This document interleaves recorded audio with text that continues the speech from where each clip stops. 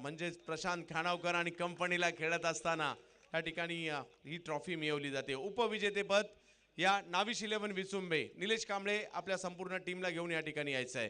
अक्षय पवार यांच्या नेतृत्वाखाली खेळणारा संघ चांगला खेळ करताना पाहायला मिळाला। अक्षय, बाकीचे खेळाडू या सर्वांना विनंती आहे ट्रॉफी स्वीकारण्यासाठी, वेळ कमी आहे, आताच आपण ट्रॉफी वितरित करत आहोत।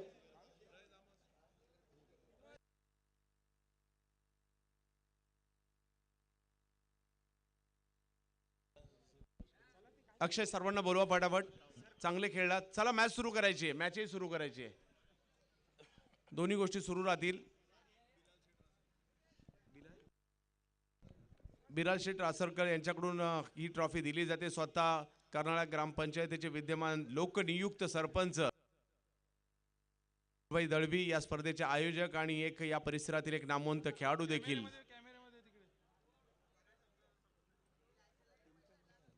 नाविश 11 विसुंबे चांगला खेळ या ठिकाणी करताना उपविजेतेपद या ठिकाणी मिळवलं।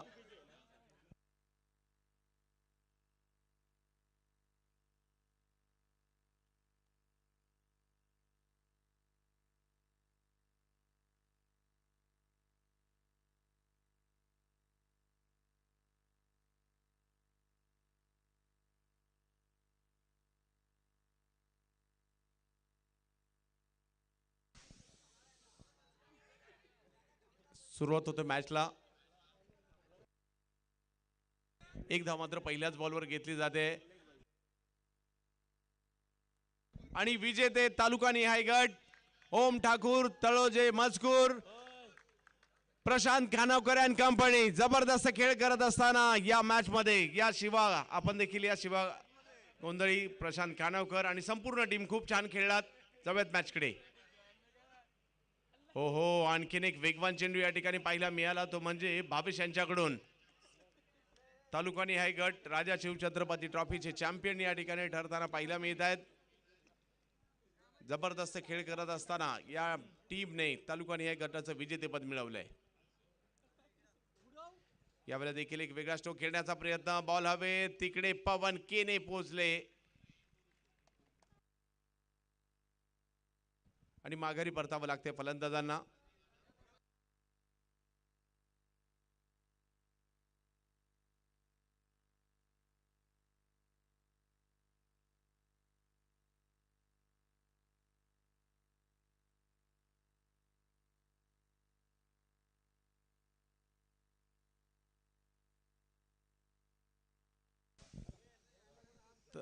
अभिनंदन प्रशांत भाऊ आणि विजेतेपद तालुका निहाय गटाचं प्रथमेश। सगळ्यात मॅचच्या दिशेने ज्या ठिकाणी करण्यात जरूर झालाय, एक धाव तर घेतली गेली आहे, पाहूया दुसऱ्या धावेचा प्रयत्न होईल का, एका धावेवर समाधान मानावं लागेल। 2 ओव्हर मध्ये गोरसेईच्या विरुद्ध कोपरोली किती आव्हान मोठं ठेवणार त्यासाठीची मॅच पाहायला मिळते।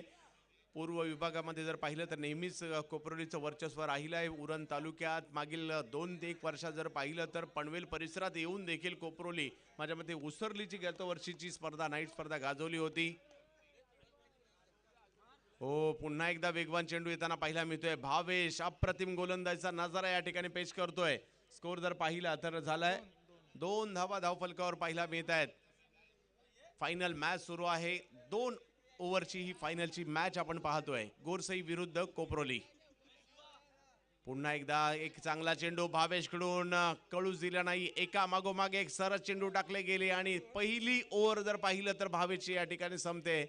कोपरोली संघाची धावसंख्या झाली आहे ती 2।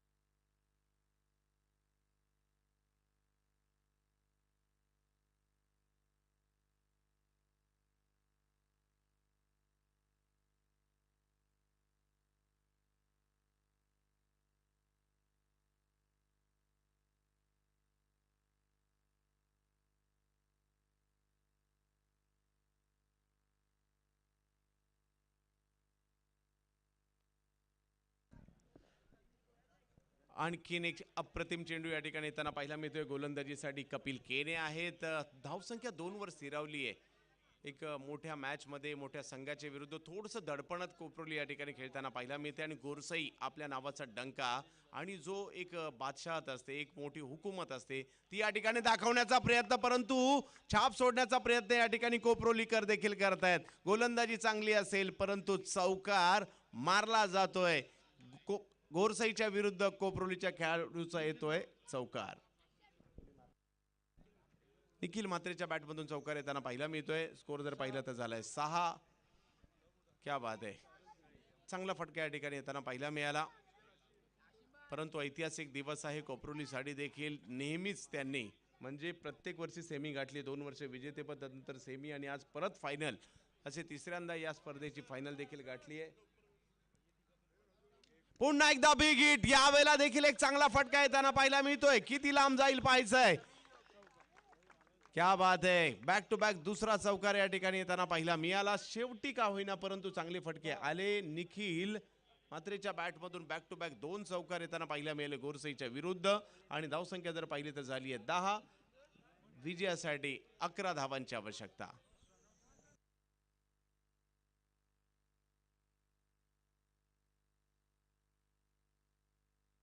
आणि 11 धावांची आवश्यकता असताना परंतु नक्कीच आम्ही साबिर यांचा आभारी असेल. मला तिसऱ्यांदा या स्पर्धेचं समालोचन करण्याची संधी दिली. त्याचबरोबर जर पाहिलं तर दोन्ही संघांना गोरसई जबरदस्त संघ आहे, चांगल्या फॉर्मात आहे, त्यांनाही शुभेच्छा. त्याचबरोबर कोपरोली संघाला देखील आमच्या खूप साऱ्या शुभेच्छा असतील या दुसऱ्या डावासाठी. आणि जसा डाव सुरू होईल येऊन येईल माझे साथी समालोचक मित्र आणि आमच्या रायगड समालोचक असोसिएशनचे सचिव Deepakji Patil sir, man from Palaspe.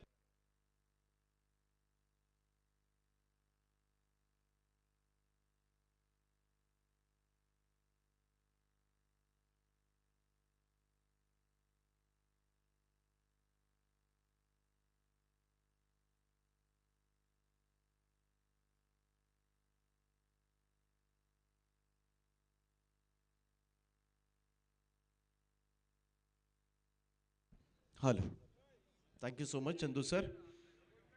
तर जाऊया ग्रामीणच्या फायनलकडे. दुसरं सत्र चालू होतंय आणि धावांची गरज आहे ती फक्त आणि फक्त 2 ओव्हर्समध्ये 11 धावा करायच्या आहेत त्या गोरसे बी संघाला.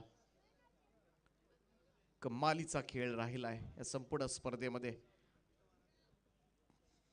सलग 26वी स्पर्धा आहे आणि जिंकण्याच्या तयारीमध्ये असेल तर गोरसई बी संघ. भिवंडी विभागामधील हा संघ परंतु आज रायगडमध्ये येऊन सुद्धा बऱ्याचशा स्पर्धांमध्ये तुम्हाला चमकदार कामगिरी करताना सातत्यानं पाहायला मिळतोय. कारण टीममध्ये असलेली युनिटी, जो कन्सिस्टन्स परफॉर्मन्स आहे, खोलवर फलंदाजीचा भरणा असलेला संघ आणि त्यापेक्षा मात्र त्यांची गोलंदाजी सुद्धा स्ट्रेंथ राहील या टीमची. आणि ही एक फेवरेट जोडी आहे. A1 जोडी ओळखली जाते गोरसे बी संघाची. एका बाजूला भावेश पवार आणि दुसऱ्या बाजूला A1 पवन केणे. 2 दिग्गज खेळाडूंचा खेळ पाहणं म्हणजे अगदी पाहायला गेलं तर जेव्हा गोरसई बी संघाचा सामना कोणत्याही स्पर्धेमध्ये असू द्या, मोठ्या संख्येनं प्रेक्षक वर्ग लगेचच आपलं यूट्यूब चालू करतात लाईव्हच्या माध्यमातून. मात्र प्रेक्षक संख्या सुद्धा वाढत असते या गोरसई बी संघाचा सामना पाहण्यासाठी. आणि या संघाचे फॅन्स आता मात्र फॅन्स फॉलोअर्स फार प्रचंड झालेत. मोठा फॅन्स वर्ग आहे या संघाचा. आणि आता मात्र राजा शिवछत्रपती ट्रॉफीवर नाव कोरण्याच्या इरादाने मात्र आज रायगड नगरीमध्ये कशा पद्धतीनं आता मात्र खेळ साकारणार या फायनलच्या मॅचमध्ये, का त्यांचा विजयी रथ मात्र गोलंदाजीच्या जोरावर मात्र कोपरोली संघ रोखणार. पहिलाच बॉल रिव्हर्स खेळण्याचा प्रयत्न. भावेश पवार शून्यावर होतोय बाद. लागलाय पहिलाच मोठा हादरा. भोपळा ही फोडून देता मात्र चरण मात्रेनं दाखवलाय त्याला तंबूचा रस्ता. पहिला धक्का गोरसई ब संघाला.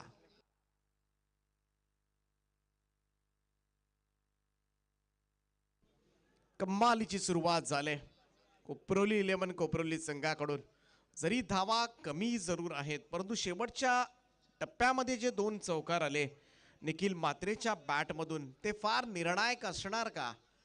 थोडंसं पाठबळ मात्र मिळालंय त्या 2 चौकारांच्या मदतीनं.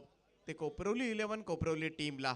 आणि त्याच दोन चौकारानं मात्र इथे फाईट केली जाणार का याकडे सगळ्यांचं लक्ष लागले. परंतु भावेश पवारची गोल्डन विकेट. आज चरण मात्रेनं मात्र पहिल्याच बॉलवर त्याला बाद केलंय. ही स्वप्नवत कामगिरी मात्र, कारण सध्याच्या घडीला जो आघाडीचा स्टार खेळाडू ओळखला जातो तो भावेश पवार आहे. प्रचंड लोकप्रियतेचं शिखर गाठणारा हा खेळाडू आहे. गोलंदाज पुन्हा एकदा सज्ज होईल चरण मात्रे पवन केणेसाठी. नवीन येतोय फलंदाज सूरज केणे. व्हाईट बॉलचा इशारा मात्र येतोय. तो संख्या 1 ना काउंट ओपन करेल, कारण एक्स्ट्राज म्हणून खातं उघडलं जाते ते गोरसे ब संघाचं.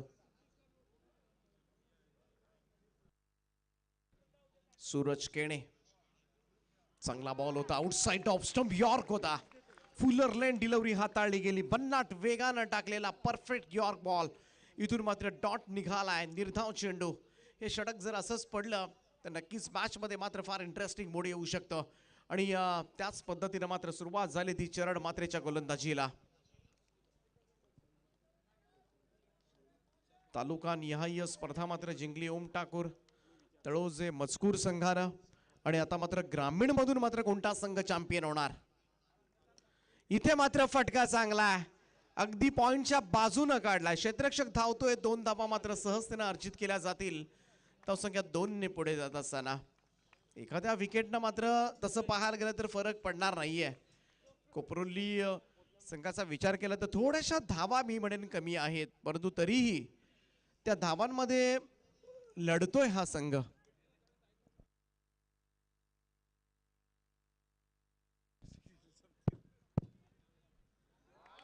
चांगला चेंडू होता. Dot ball.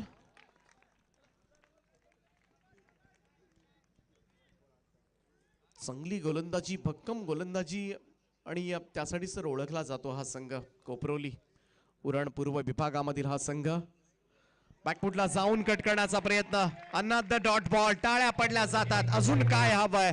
कोपरोली संघ चे चाहते मात्र मोठ्या संख्येनं, प्रेक्षक वर्ग मात्र या क्रीडांगणावर जमाय त्यांना चीरअप करण्यासाठी. आणि जरी धावा कमी असल्या तरीही मी म्हणेन जी फाईट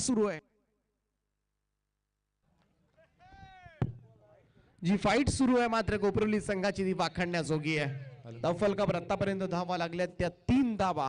3 रन्स ऑन बोर्ड. तिसरी धाव धावफलकावर. चांगली गोलंदाजी होते. लगातार 2 निर्धाव चेंडू काढले ते सूरज केणेसाठी. Low full toss ball drive केलाय समोरच्या दिशेला. लॉंगॉनला मात्र फिल्डर आहे. रन मिळेल सूरजसाठी 1. सिंगल धावेनं होईल धावसंख्येमध्ये बदल. 4थी धाव पहिल्या षटकामध्ये आल्या चंदू सर. फक्त आणि फक्त 4 धावा, म्हणजे अजूनही गरज आहे ती तब्बल 7 धावांची. उर्वरित 6 चेंडूंचा खेळ बाकी. 11 धावा या मॅच मध्ये करायच्या. सर मॅच मधील रंगत या ठिकाणी पहिल्या षटकात चरणने वाढवली आहे, कारण केवळ 4 धावा खर्च केलेल्या आहेत. तर ही फायनल मॅच आहे आणि आम्ही फायनल मध्ये असंच उगाच आलेलो नाही आहोत. या मैदानाचा आम्हाला अनुभव आहे, या स्पर्धेचा आम्हाला अनुभव आहे. समोर जरी गोरसे असेल, आम्ही ही कोपरोलीकर आहेत दाखवण्याचा प्रयत्न या ठिकाणी करताना पाहायला मिळत आहेत. त्यामुळे या मॅच मधील देखील रंगतता वाढवण्याचा प्रयत्न केला जाईल. आणि आता शेवटचं षटक जर पाहिलं तर माझ्या मते कोपरोली एक्सप्रेसलाच आणलं जाईल. त्यामुळे जरी गोरसई मोठा संघ आहे, धावसंख्या आवाक्यात आहे, मॅच रंगतदार झाली पाहिजे अशी आशा प्रेक्षकांची असेल. नक्कीच उरण पूर्व विभागाची दादागिरी आता मात्र या मैदानावर प्रस्थापित केली जाते. आणि नेहमीच पाहायला गेलं तर राजा शिवछत्रपती ट्रॉफीचं हे बाराबाडाचं मैदान मात्र कोपरोली संघाला लाभदायक ठरले. प्रत्येक स्पर्धेमध्ये मात्र चमकदार खेळ केलाय. बहारदार खेळ करत मात्र प्रेक्षकांची मनं जिंकणारा हा संघ ठरलाय. आणि आता मात्र सध्याच्या घडीला मात्र रायगड ठाणे मधील एक सर्वोत्कृष्ट संघ त्यांच्या समोर आहे तो गोरसई बी. पहिलाच बॉल लॉफ्टेड ड्राईव्ह. बॉल हवेमध्ये आहे आणि झेलला जातोय. फलंदाज होईल बाद. लागलाय दुसरा मोठा झटका. आणि आता मात्र पाहायला गेला तर मोठा उलटफेर फायनलच्या मॅच मध्ये चंदू सर पाहायला मिळणार का. हे क्रिकेट आहे, हे क्रिकेट आहे आणि हे क्रिकेट आहे. या खेळात कधी काय होईल याचा नेम नाही. आणि आता जर पाहिलं तर केवळ 10 केल्या होत्या, 11 करायच्या होत्या आणि त्याच्यातही मॅच रंगवण्याचा प्रयत्न कोपरोली करतायत.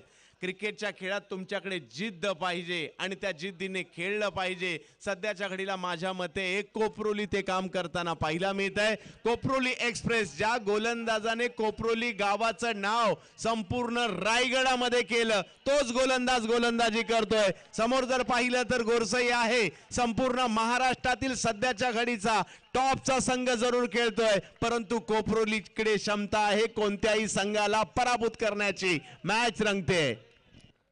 नक्कीच एक मोठा अडथळा मात्र दूर सारावा लागेल. पवन केणे अजूनही मैदानामध्ये आहे आणि तो जोपर्यंत मैदानामध्ये आहे तोपर्यंत मात्र गोरसई बी संघाला सुद्धा सारं काही शक्य असेल. अजूनही एकही चेंडू त्याला खेळायला मिळालेला नाहीये.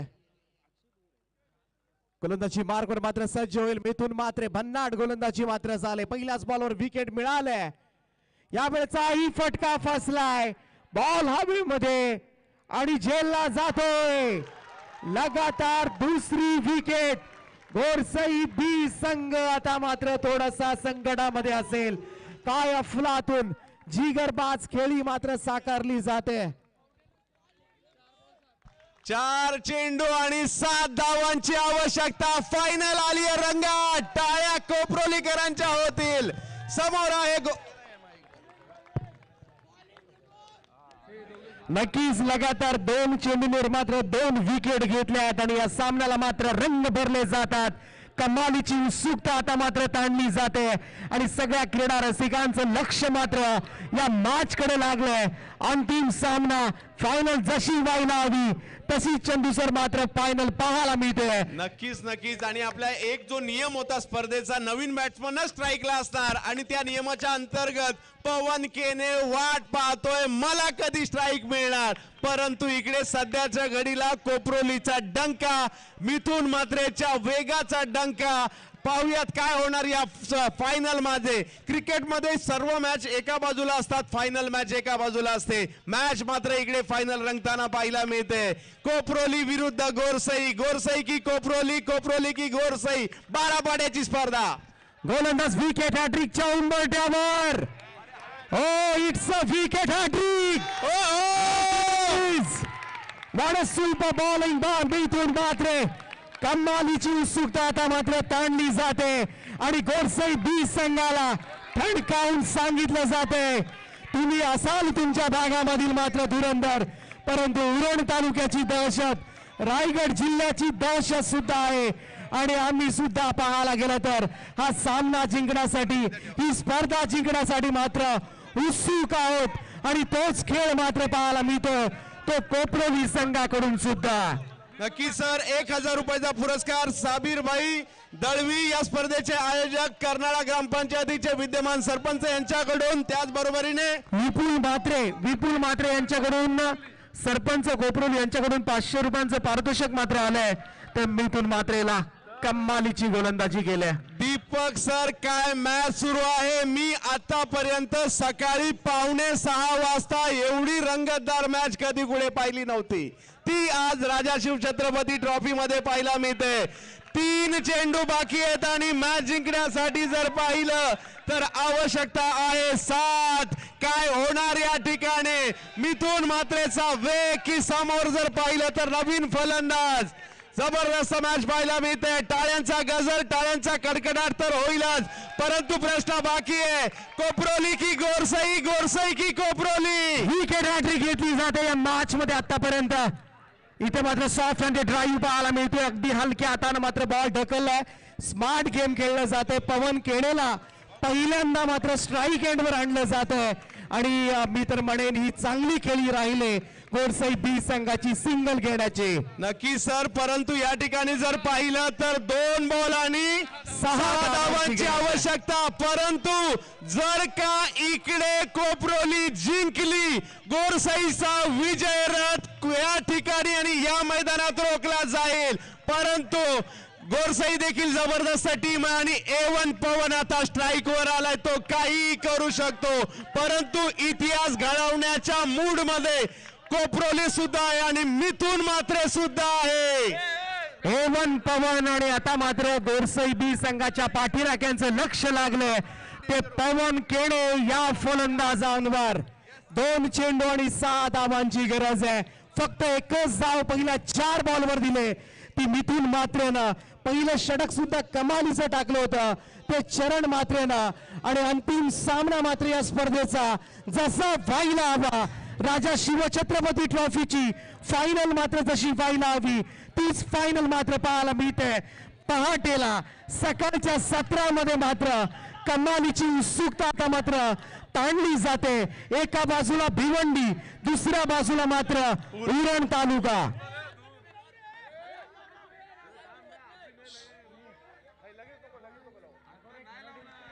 तर पहा ही अशी नक्कीच असा क्षणही पाहायला मिळणार आहे तुम्हाला. बॉल टाकताना बोलतच नाहीये. लक्षात घ्या 2 चेंडू बाकी आहे आणि मॅच जिंकण्यासाठी 6 धावांची आवश्यकता. धुक्याचं चादर मैदानाच्या आतमध्ये प्रेक्षकांना विनंती आहे, होऊ दे एकदा जोरदार टाळ्या मॅच साठी. मिथुनचा हा बॉल यावेळेस मात्र ऑन साइडला टर्न केलाय. क्षेत्ररक्षक आहे तिथे फ्लेकी होते. इथे रन मात्र फक्त एकच मिळणार आहे. फलंदाज होतो बाद. शेवटचा बॉल आणि आता मात्र 5 धावांची आवश्यकता. हो हो हो, क्रिकेट मध्ये असे क्षण खूप कमी वेळा पाहायला मिळतात. उरण तालुक्यातील पूर्व विभागातील कोपरोली गोरसई बीला आज या ठिकाणी टप देताना पाहायला मिळते. एका बाजूला भिवंडी, एका बाजूला उरण, एका बाजूला ठाणे, एका बाजूला रायगड. मॅच मात्र या ठिकाणी सुरू आहे. राजा शिवछत्रपती ट्रॉफी या स्पर्धेमध्ये साबीरबाई दळवी यांची जबरदस्त स्पर्धा. काय वातावरण आहे या ठिकाणी. नक्कीच नक्कीच राजा शिवछत्रपती ट्रॉफी 2022 साबीरबाई दळवी यांची स्पर्धा मात्र हिट नाही तर सुपर हिट होते. अंतिम सामन्यामधला थरार मात्र तमाम क्रीडा रसिकांना अनुभवायला मिळतोय. 1 चेंडू आणि 5 धावांची गरज आहे हा सामना जिंकण्यासाठी. ही स्पर्धा जिंकण्यासाठी मात्र ग्रामीण विभागामधून गोरसई बी संघाला आणि त्यांचा पाहायला गेला तर आक्रमक फलंदाज सुद्धा स्ट्राईक येणार. नक्कीच A1 पवन बॅटिंग करतोय, तो काही करू शकतो. गोरसईला जिंकून देण्याची क्षमता त्याच्यातही आहे. परंतु पाहूया जिंकणार कोपरोली की गोरसई, गोरसई की कोपरोली, ठाणे की रायगड, उरण की भिवंडी.